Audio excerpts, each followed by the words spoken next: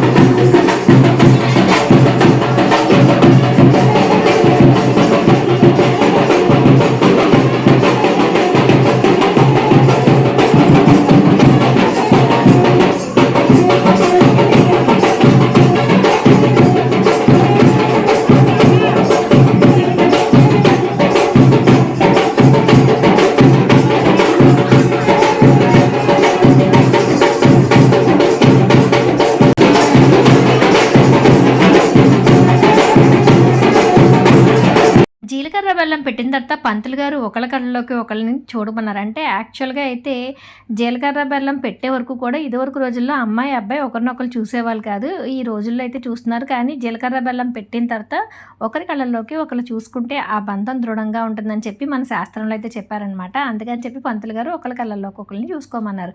వచ్చిన పెద్దవాళ్ళందరూ కూడా ప్రతి ఒక్కళ్ళు అయితే అమ్మాయిని అబ్బాయిని అక్షంతలు వేసి ఆశీర్వదించారండి. చాలామంది జనం అయితే వచ్చారనమాట.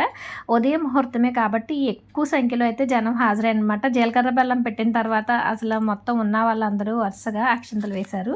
అలా మేము కూడా అక్షంతలు వేసి ఆశీర్వదించామండి. అమ్మాయి తరపు అబ్బాయి తరపు కూడా అండి చాలా పెద్ద పెద్ద వాళ్ళందరూ అయితే వచ్చారనమాట.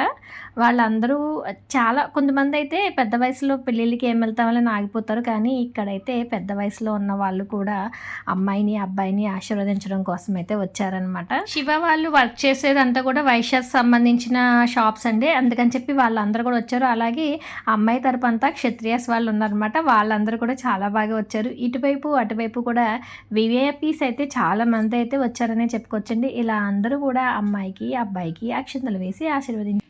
పెళ్లి గురించి అందమైన 4 మాటలు. బంధాల కలయిక, బంధువుల కోలాహలం, మంగళ వాయిద్యాల మోత, అక్షింతల దీవెనలు. పెళ్ళి అంటే కేవలం 2 వ్యక్తుల కలయిక మాత్రమే కాదు, 2 కుటుంబాల స్నేహ సంబంధం. అగ్నిసాక్షిగా పెద్దల ఆశీస్సులతో ఒకరినొకరు తోడై నీడై సుఖదుఖాలను పంచుకుంటూ సాగిపోయే నూతన దాంపత్య జీవితానికి స్వాగతం. ఈ కొత్త జంట జీవితం ఆనందాల హరివిల్లు కావాలని ఆశిస్తూ మా శివతమ్ముడికి, ధనలక్ష్మికి వివాహ మహోత్సవ శుభాకాంక్షలు. పరిచయంతో మొదలై ఇష్టంగా మారి ఇరు కుటుంబాల ఆశీస్సులతో ఈరోజు ఒకటయ్యారు. ఒకరినొకరిని అర్థం చేసుకుంటూ కష్ట సుఖాల్లో తోడుగా నీడగా మీ నూతన దంపతులు నిండు నూరేళ్లు సంతోషంగా జీవించాలని కోరుకుంటున్నాను. జీలకర్ర బెల్లం పెట్టి అందరూ ఆశీస్సులు అయిపోయిన తర్వాత మాంగళ్య ధారణ ఉంటుంది కదండి. మాంగళ్య ధారణ కోసం మంగళసూత్రాలు 2కి పూజ చేస్తున్నారు. మంగళసూత్రాలు 2కి కూడా అమ్మాయి చేత అబ్బాయి చేత కుంకుమతో పూజ చేస్తున్నారు. వాళ్ళు అలా పూజ చేస్తూ ఉంటే ఇంకా వచ్చిన పేరెంటాళ్ళు అందరూ కూడా సరదాగా పెళ్లిలో కబుర్లు చెప్పుకుంటూనే ఉంటారు. అలా నవ్వుకుంటూ కబుర్లు అయితే చెప్పేసుకుంటున్నారండి. అమ్మాయి అబ్బాయి చేత పూజా కార్యక్రమం అయిపోయిన తర్వాత మంగళహారతిని అయితే ఇప్పించేశారు. ఇలా పూజా కార్యక్రమం అంతా కూడా అయిపోయిన తర్వాత ఈ మంగళసూత్రాలని పెద్ద కోళ్ళైన మహాలక్ష్మికి ఇచ్చి ముత్తైదువులు అందరి మెళ్ళో అయితే చూపించి తీసుకురమ్మన్నారన్నమాట. మాంగళ్యధారణ జరిగే ముందు మంగళప్రదమైన ఈ మంగళసూత్రాలని ముత్తైదు మెడలో పెట్టి తీసుకురావడం మనకి ఆచారంగా వస్తుంది.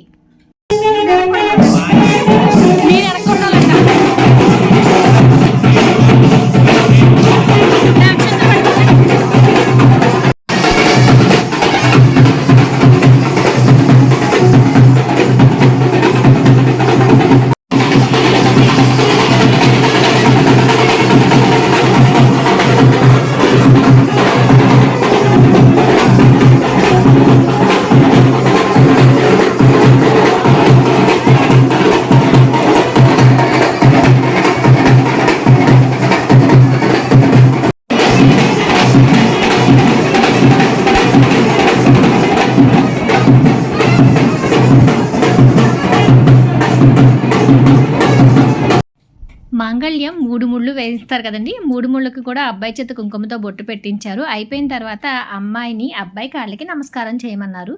తర్వాత అమ్మాయి మెడలో సీతారాముల తలంబ్రాల్లో పెట్టిన పసుపు కొమ్మునైతే కట్టించారండి. తర్వాత ఒక్కొక్కరిగా వచ్చి ఈ కొత్త జంటనైతే ఆశీర్వదించారు. ఇలా మా శివ పెళ్ళి చాలా బాగా అయితే జరిగిందండి. నిజంగా అందరూ కూడా చాలా బాగా వచ్చారనమాట. వచ్చి అందరూ జీలకర్ర బెల్లం పెట్టినప్పుడు అక్షింతలు వేసి మళ్ళీ మంగళధారణ అవగానే ఈ కొత్త జంటని మంచి మనసులతో అందరూ అయితే దీవించారన్నమాట. ఇలా చాలామంది జంటలు, పెద్దవాళ్ళు అందరూ మంచి మనసులతో దీవెనలు అందుకున్న ఈ కొత్త జంట నిండు నూరేళ్ళు సంతోషంగా ఉండాలని నేను కూడా కోరుకుంటున్నానండి. అసలు పెళ్ళి స్వామివారి సన్నిధిలో అయితే జరిగింది. వీళ్ళ ఇంట్లో ప్రతి పెళ్ళి కూడా సోమేశ్వర స్వామివారి దేవస్థానంలో జరుగుతుందండి. అలాగే పిల్లలకి పుట్టింటికి కార్యక్రమం తీస్తారు కదండి, అది కూడా శ్రీశైలంలో అయితే జరుగుతుందన్నమాట. మా శివ వాళ్ళ ఫాదర్ ఉన్నప్పటి నుంచి కూడా అపారమైన శివభక్తులు అనమాట అండి. అందుకని చెప్పి వీళ్ళ ప్రతి కార్యక్రమాల్లో కూడా ఆ శివయ్య ఉండేలాగైతే చూసుకుంటారనమాట. మేము కూడా అక్షంతలు వేసేసి ఇక్కడి నుంచి అయితే బయలుదేరిపోయామండి. మళ్ళీ ఒకసారి శివయ్య దర్శనం అయితే చేసుకున్నాం అనమాట. పంచారామ క్షేత్రాల్లో ఒకటైన శివయ్య మన భీమవరంలో ఉండడం మన అదృష్టం అని మేము భావిస్తూ ఉంటాం అనమాట. తర్వాత అబ్బాయికి అమ్మాయికి మధ్యాహ్నం నుంచి రిసెప్షన్ కార్యక్రమం అయితే ఏర్పాటు చేశారు. మాకు దగ్గరలో ఉన్న శ్రీకృష్ణదేవరాయ కళ్యాణ మండపంలో ఈ రిసెప్షన్ కార్యక్రమాన్ని అయితే ఏర్పాటు చేశారండి. మేము వెళ్ళేసరికి అయితే అమ్మాయిని అబ్బాయిని స్టేజ్ మీద రిసెప్షన్ కోసం అయితే కూర్చోబెట్టారనమాట.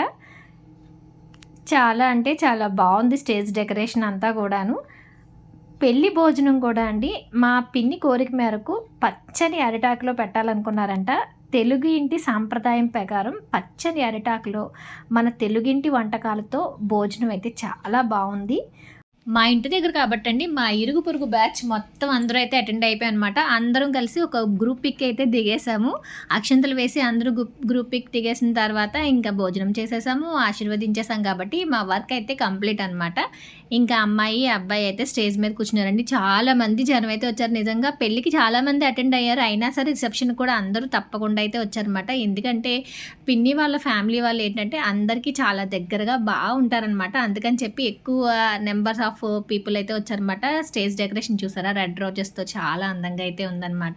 వచ్చిన చుట్టాలు చాలా వరకు అయితే ఇంకా స్టేజ్ దగ్గరే కూర్చుని ఉంటారు కదండి. అంటే వీళ్ళకి కొంచెం చుట్టాలు కూడా ఎక్కువే అనమాట. వాళ్ళందరూ అయితే వచ్చి ఉన్నారు. నెక్స్ట్ అయితే అమ్మాయికి శారీ మార్చి ఇప్పుడైతే హాఫ్ శారీ కట్టి తీసుకొచ్చామన్నమాట. ఏదో కొంచెం డిఫరెంట్ స్టైల్లో అయితే ట్రై చేశాను. హాఫ్ శారీ ఎలా ఉందో కామెంట్ సెక్షన్లో అయితే కామెంట్ చేయండి. వాళ్ళిద్దరిని మళ్ళీ అయితే కూర్చోబెట్టేసామన్నమాట. తర్వాత ఇదిగోండి మా చిన్న కోళ్ళు మొత్తం ఎవరెవరు వస్తున్నారో ఏంటని చెప్పి బిజీగా వెయిట్ చేసేస్తుంది. ఇక్కడైతే చదివిపుల కరకలంలో శేఖరు మా వారైతే కూర్చున్నారనమాట. ఇలా మా శివ తమ్ముడు పెళ్ళి చాలా బాగా అయితే జరిగిందండి. మేము ఇంచుమించుగా 2:00 వరకు అయితే అక్కడ ఉన్నామన్నమాట. పెళ్ళి రిసెప్షన్ ఎలా అనిపించిందో కామెంట్ సెక్షన్లో అయితే కామెంట్ చేయండి. ఇదిగోండి మా వారు కొంచెం లేట్గా వచ్చారనమాట. అందుకని మేము అక్షంతలు వేయడం అయితే లేట్ అయిందనమాట. ఇలా మేమిద్దరం కూడా కలిసి అక్షంతలు వేసేసాము.